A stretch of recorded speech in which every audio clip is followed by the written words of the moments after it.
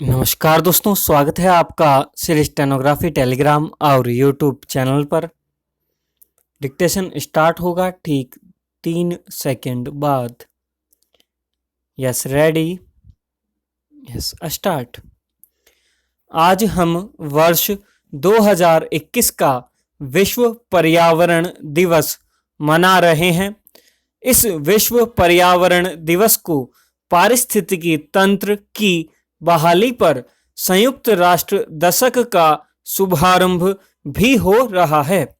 विश्व पर्यावरण दिवस हमारे लिए एक रस्म भर नहीं है, बल्कि यह खास दिन पर्यावरण के महत्व को उजागर करने और लोगों को यह याद दिलाने के लिए मनाया जाता है कि प्रकृति को हल्के में नहीं लिया जाना चाहिए। प्रकृति के साथ सह अस्तित्व वाले देश के रूप में भारत के लिए परंपरागत रूप से जीवन जीने का एक तरीका रहा है और कई समुदाय अभी भी प्रकृति को एक मार्गदर्शक शक्ति के रूप में देखते हैं। यह दिवस भारत सरकार की पहल पर है। इस बात पर मंथन करने का एक विशेष अवसर है कि देश कैसे कई संस्कृतियों व परंपराओं पर आधारित कार्यक्रमों के साथ पारिस्थितिकी तंत्र की बहाली की प्रक्रिया में अग्रणी भूमिका निभा सकता है, जो हमारे जीवन का एक हिस्सा है। पेड़ उगाना, हरा भरा शहर, फिर से जंगल बनना, खान पान में बदलाव या नदियों व तटों की सफाई, ये पारिस्थितिकी तंत्र की बहाली की प्रक्रियाएं हैं। इसमें उन बातों को भी शामिल करना आवश्यक है जिन्हें हम भूल चुके हैं अथवा जो नष्ट प्रायः हो चुकी है। साथ ही साथ स्वस्थ पारिस्थितिकी तंत्र का संरक्षण भी जरूरी है। आइए देश में स्वच्छता अभियान की अलख जगाने वाले पर्यावरण की रक्षा के सेनापति हमारे प्रधानमंत्री नरेंद्र मोदी के नेतृत्व में भारत सरकार द्वारा की गई कुछ प्रमुख पहलों पर विचार करें, जिन्हें विकास की प्रक्रिया में पर्यावरणीय सिद्धांतों का पालन करने के लिए प्रारंभ किया गया है।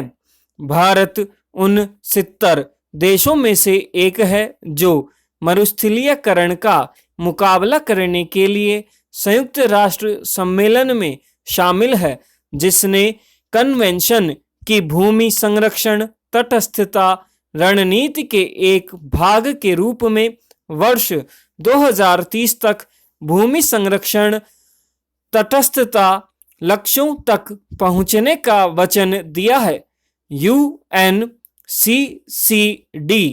के एक हस्ताक्षरकर्ता के रूप में भारत ने भूमि शरण तटस्थता प्राप्त करने के लक्ष्य के साथ भूमि क्षरण व मरुस्थलीकरण से निपटने कई नीतियों कार्यक्रमों को लागू किया है। अंडमान निकोबार द्वीप समूह जैसा क्षेत्र इसका एक उदाहरण है। इससे यह क्षेत्र प्राकृतिक खेती के रूप में ही उपयोग किए जाएंगे। सर्टिफिकेशन के फलस्वरूप किसानों की आय बढ़ेगी। माइक्रो इरिगेशन का बजट पहले 5,000 करोड़ रुपए का था, जिसे इस बजट में बढ़ाकर केंद्र सरकार ने 2 गुना कर दिया है और अब 10,000 करोड़ रुपए के बड़े फंड से सूक्ष्म सिंचाई द्वारा खेतों को अन्नदाताओं को काफी लाभ होगा। इसके कारण भूमिगत जल कम निकाला जाएगा, जिससे सीधे सीधे पर्यावरण को अधिक फायदा होगा। बायो स्टिमुलेंट्स को लेकर भी सरकार ने नई पॉलिसी बनाई है ताकि केमिकल खाद का कम उपयोग हो। खाद्य अपव्यय पर्यावरण में ग्रीन हाउस गैसों के उत्सर्जन में वृद्धि करता है, जिससे काफी हद तक बचा जा सकता है।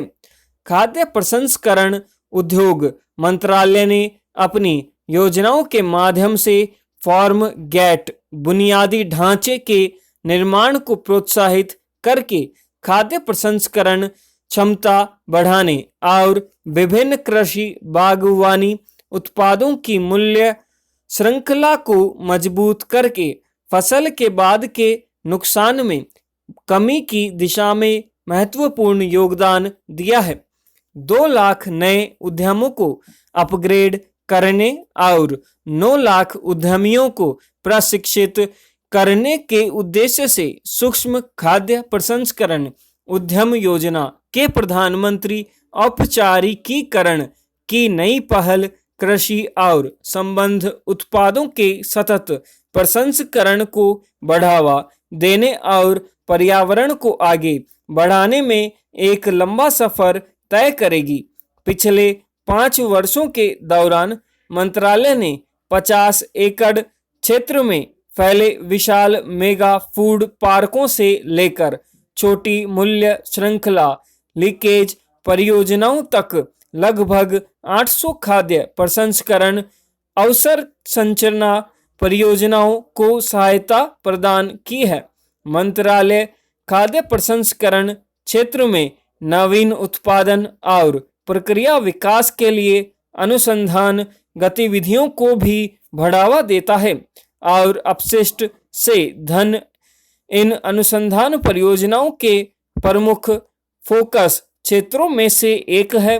भारतीय खाद्य प्रसंस्करण प्रौद्योगिकी संस्थान मंत्रालय के प्रशासनिक नियंत्रण के तहत एक स्वास्थ्य संस्थान है जिसने कटहल में स्वादिष्ट प्लेट और आइसक्रीम कोन विकसित किए हैं जो अक्सर क्षेत्र में विशाल उत्पादन क्लस्टर के कारण बेकार हो जाते हैं। इस प्रकार इसके पर्यावरण प्रभाव को कम करते वाणिज्यिक खाद्य उद्योग अपशिष्ट धाराओं के उपयोग पर ध्यान केंद्रित किया गया है। चावल, बाजरा, मक्का प्रसंस्करण इकाइयों से अपशिष्ट स्टार्च सामग्री का उपयोग करके खाद्य पैकेजिंग के लिए विकास, बेकार पेड़ के लौंग का उपयोग करके बायोडिग्रेडेबल प्लांटों का विकास, धान मिलिंग उद्योगों से चावल की भूसी राख का उपयोग और बायोडिग्रेडेबल के उत्पादन के लिए चीनी उद्योगों से सामान का उपयोग, खाद्य पैकेजिंग सामग्री, आम के बीज की गिरी से तेल निकालने के लिए पर्यावरण के अनुकूल प्रौद्योगिकी क्षेत्र में चल रही कुछ प्रमुख शोध गतिविधियां हैं। यह था 100 शब्द प्रति मिनट की गति से अभ्यास। यह अभ्यास हार्ड जरूर है लेकिन इसे कीजिएगा जरूर, इसे 2 से 3 बार कीजिएगा। बोले टाइप नहीं करें कोई दिक्कत नहीं है, पर इसे पढ़िएगा जरूर, लिखिएगा जरूर, क्योंकि लिख के शॉर्ट हैंड में पढ़ना जरूर। इसको ट्रांसक्रिप्शन करते हो तो बहुत अच्छी बात है। ये हार्ड है मैटर, थोड़ा सा इस तरह के मैटर कम ही आने के चांस रहते हैं, पर अपन को प्रैक्टिस करनी है। और दोस्तों आपको जैसा कि ध्यान है रिजल्ट आ चुका है तो अब लग जाइए। जो भी क्लियर हुआ है, मेरिट वगैरह काफ़ी हाई गई है, पर जो भी क्लियर हुआ है वो लग जाइए अच्छे तरीके से और मेहनत कीजिए। मुझसे जो भी होगा, जितनी भी कोशिश होएगी, मैं आपके लिए अपना समय देने के लिए तत्पर रहूँगा। लेकिन बस आपको अपना तन मन लगा कर के अच्छी तरीके से मेहनत करनी है। ऐसा समय वापस नहीं आएगा कभी भी। ये वैकेंसी अब नहीं आएगी कभी भी। देखो कम से कम 5 साल पहले ऐसी वैकेंसी नहीं आनी है और हमको दूसरी वैकेंसी का इंतज़ार भी नहीं करना है। अच्छे से इसमें लग जाओ, कोशिश करो, मेहनत करो, रोज़ दिन रात एक कर दीजिए। बस मिलते हैं दोस्तों नेक्स्ट डे नेक्स्ट डिक्टेशन के साथ में। जय हिंद, जय भारत।